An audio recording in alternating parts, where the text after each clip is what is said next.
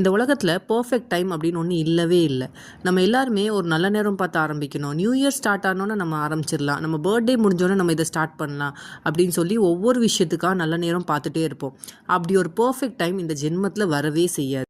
இன்றைக்கி ஸ்டார்ட் பண்ணிடலாம், next month start பண்ணலாம், இல்லை நம்ம செட்டில் ஆனதுக்கப்புறம் ஸ்டார்ட் பண்ணலாம், எல்லாம் பிரச்சனை முடிஞ்சதுக்கப்புறம் ஸ்டார்ட் பண்ணலாம் அப்படின்னு நம்ம திங்க் பண்ணிகிட்டே இருந்தோம்னா கண்டிப்பாக நம்மளால் ஸ்டார்ட் பண்ணவே முடியாது. கண்டிப்பாக ஒரு விஷயம் ஸ்டார்ட் பண்ண முன்னாடி எல்லாத்துக்குமே பயம் இருக்கும். சக்ஸஸ்ஃபுல் பீப்புளுமே ஸ்டார்ட் பண்ணும்போது பயத்தோடையும் டவுட்டோடையும் தான் ஸ்டார்ட் பண்ணியிருப்பாங்க.